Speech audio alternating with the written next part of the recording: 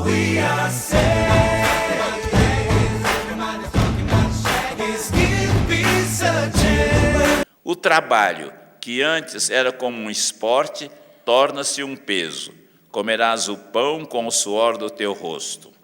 A terra, que nunca lhe negou sustento, agora produzirá também espinhos e ervas daninhas.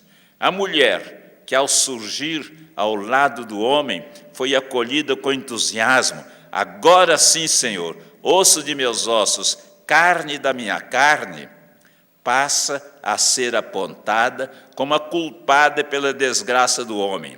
A mulher que me deste por companheira, deu-me do fruto.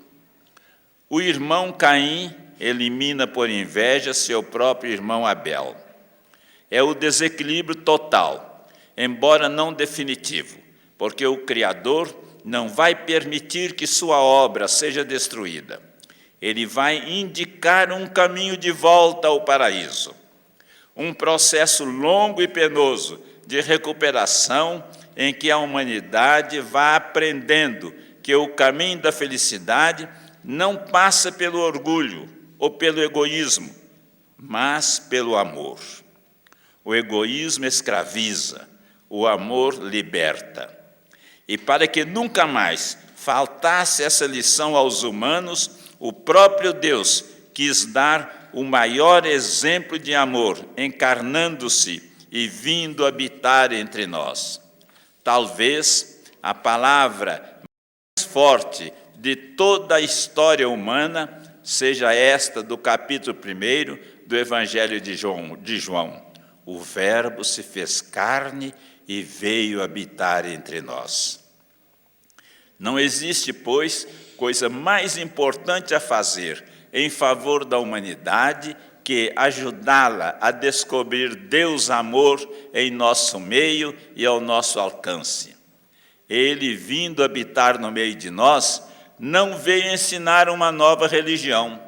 Já temos religiões suficientes e todas elas ensinam o bem. O que ele veio fazer foi ensinar à humanidade um novo modo de nos relacionarmos uns com os outros, com a natureza e com o próprio Deus. Ao doutor da lei que perguntava a Jesus qual era o maior mandamento, foi dada essa resposta: amarás o Senhor teu Deus com todo o teu coração, com toda a tua alma, com todo o teu entendimento. Este é o maior e o primeiro mandamento. Ora, o segundo lhe é semelhante: amarás teu próximo como a ti mesmo. Toda a lei e os profetas dependem desse mandamento. Creio que nós, religiosos, não temos coisa mais importante a fazer, nem contribuição mais necessária a dar à sociedade do que bradar com a palavra e mostrar com o exemplo o amor, quem permanece no amor, permanece em Deus. Deus é amor. Quem permanece no amor, permanece em Deus e Deus permanece nele.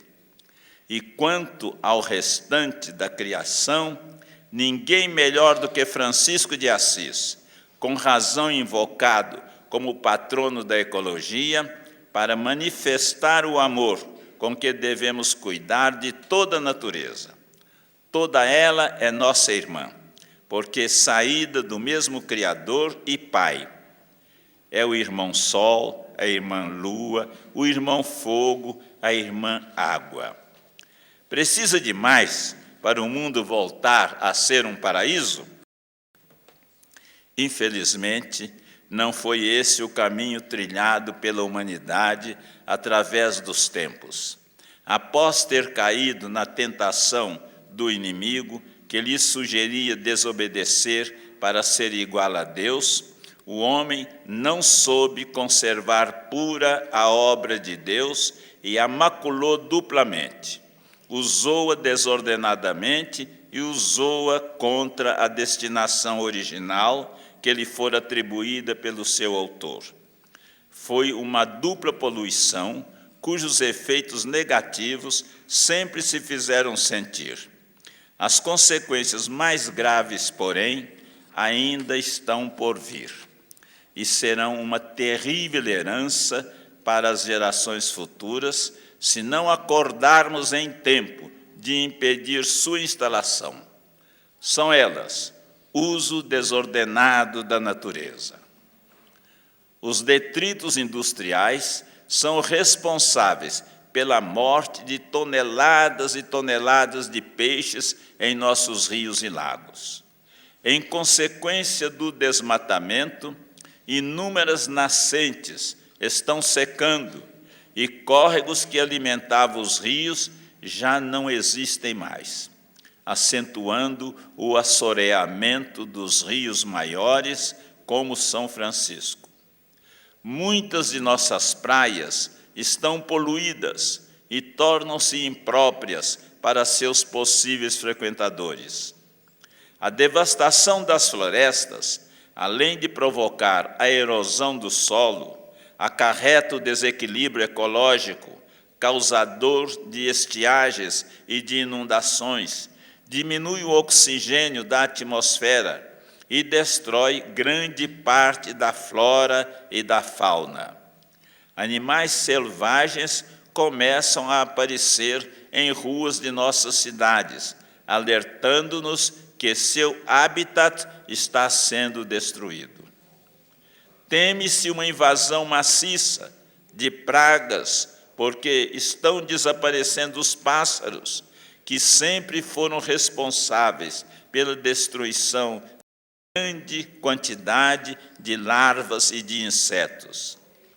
É assustador o volume de gases nocivos à vida jogados na atmosfera, pelas queimadas, pelos meios de transporte e pelas usinas. Pensem o que significa a presença de milhares de aviões cruzando os ares e de milhões de caminhões e outros veículos rodando pelas ruas e estradas, sem falar na poluição sonora, que impede um mínimo de silêncio e tranquilidade para não nos tornarmos neuróticos.